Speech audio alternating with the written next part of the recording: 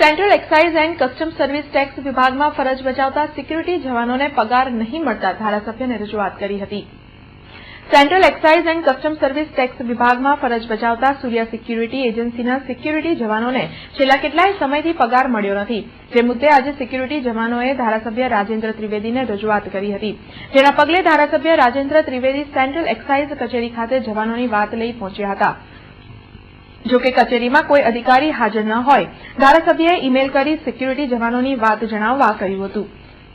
તેમજ સિક્યુરિટીના પગારમાંથી ટેક્સ કાપવાના મુદ્દે પણ વિરોધ નોંધાવ્યો હતો। બધા વર્કરોનો પગાર અટવાઈ ગયો છે। સર્વિસ ટેક્સના પૈસાને કારણે બીજો બધો જે આવે છે પૈસા બધો ભારત સરકારે એક્સાઇઝ ડિપાર્ટમેન્ટે રોકી લીધો છે।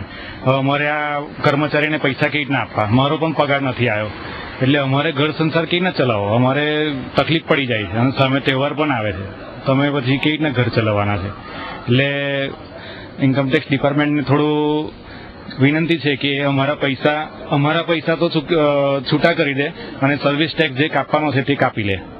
વડોદરાની સિક્યુરિટી ચલાવતી કંપનીના 400 કર્મચારીઓના પગારના પૈસા અટકી ગયા છે, કારણ કે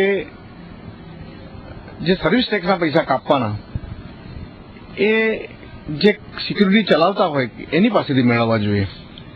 એને બદલે એ લોકોએ કંપનીમાં જાણ કરી દીધી કે આ પૈસા તમારે જમા કરી લેવા, એટલે આજે એક મહિનો આ લોકો નોકરી કરે છે, 5000 રૂપિયાનો પગાર છે, કુટુંબ ચલાવે છે, 5000 નો સર્વિસ ટેક્સ 500 રૂપિયા થાય।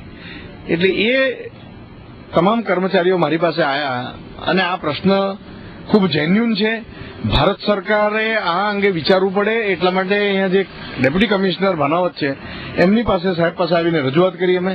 એમણે કીધું કે કમિશનર આમાં નિર્ણય લઈ શકે એમ છે, તમે એની અંદર લેખિતનું રિપ્રેઝન્ટેશન વિગતવાર આપો, કારણ કે 2 મહિનો એક કર્મચારી એક આખો મહિનો કામ કરે, એના પગારના 10% એ કાપી લે, બાકીના પૈસા તો છૂટા કરે, નવેસરથી પાછલા બાકી હોય એ વસૂલ કરે, અમારી ના નથી, પણ આમાં કર્મચારીઓનું જે તકલીફ થાય છે, અને એક કર્મચારી સિક્યુરિટીના કેવા માણસો હોય છે, એક ગરીબ તબકામાંથી આવતા માણસો હોય છે, એમના પૈસા ભારત સરકાર અટકાવી ન શકે, અને આ રજૂઆત કરવા માટે આજે અમે આવ્યા હતા અને ભારપૂર્વક રજૂઆત કરી છે। એમણે અમારી રજૂઆત ખૂબ શાંતિથી સાંભળી છે, માનવતાની દ્રષ્ટિએ એ વાત સાથે સંમત થાય છે, પરંતુ કમિશનર આમાં નિર્ણય લઈ શકે એમ છે। કમિશનર રજા પર છે હાલ, અને ડેપ્યુટી કમિશનર સુરતના જે જોઈન્ટ કમિશનર છે એ ઇન્ચાર્જમાં છે, એટલે એ જયારે આવશે સક્સેના સાહેબની જગ્યાએ ત્યારે એમને અમે આ રજૂઆત ફેક્સથી મોકલી આપવાના છે।